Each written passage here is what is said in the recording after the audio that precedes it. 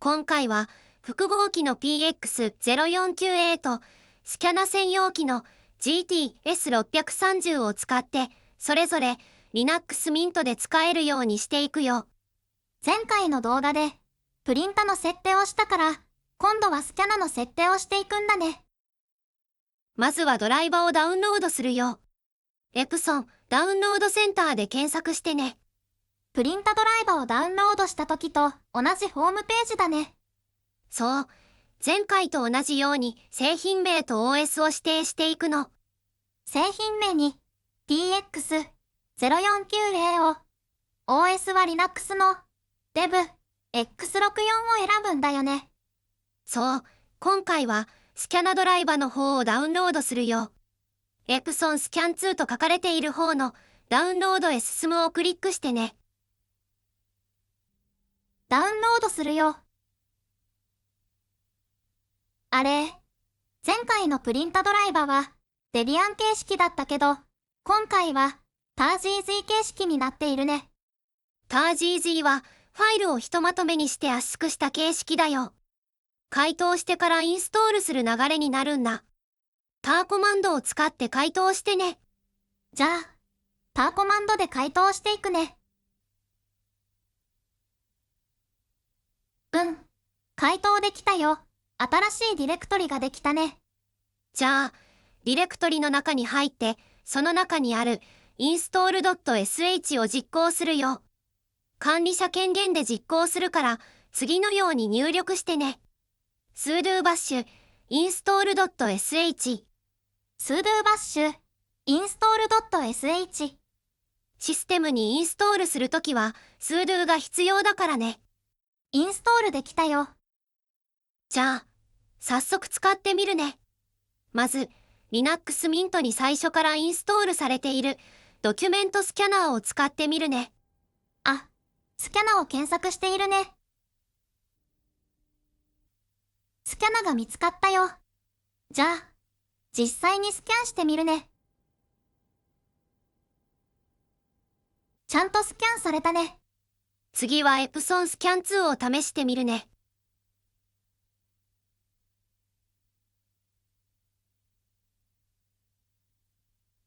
あれ？今の環境ではうまく認識できないみたい。スキャナが正しく動かないときに、まず確認したいのがスキャナーグループなの。スキャナーグループに入っていなければ、グループへの追加を一番に試すことになるわ。ただ、グループの追加には再起動が必要になるの。なので、追加方法はこの後に紹介することにして、ここでは先に GTS630 のドライバをインストールするね。じゃあ、スキャナ専用機の GTS630 を使えるようにしていくよ。エプソンのダウンロードページ行くんだね。そう、手順はさっきと同じだよ。製品名を GTS630 にして、OS を指定して検索。ダウンロードへ進むをクリック。ダウンロードするよ。あ、これもTARGZ形式だね。ダウンロードできたから、次はインストールだね。そう、その前に解凍が必要になるからね。TARXVF で解凍して、できたディレクトリに入って、sudo bash install.sh を実行するね。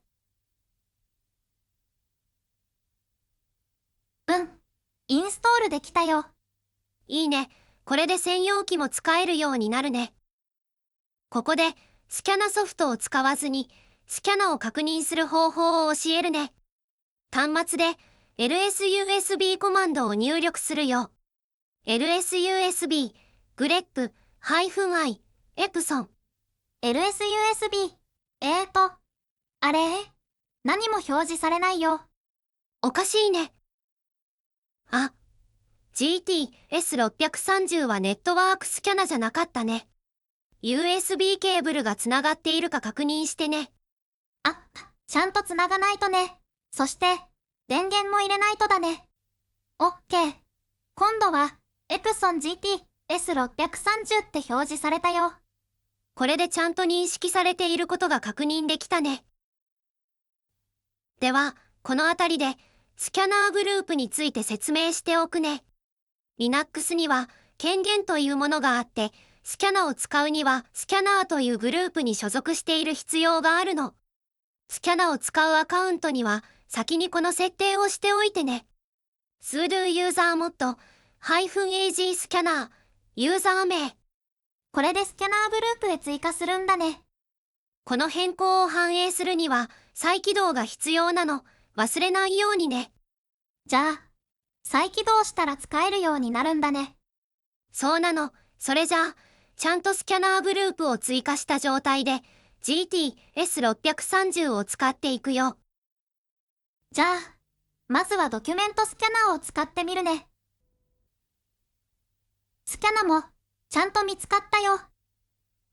じゃあ、スキャンボタンを押してみるね。あ、ちゃんとスキャンできたね。続けてスキャンして、まとめて PDF として保存することもできるよ。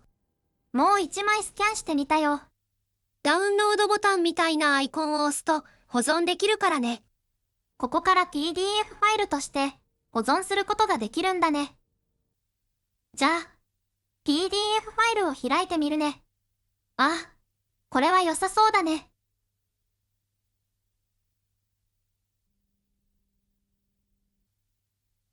次は、エプソン、スキャン2を試してみるね。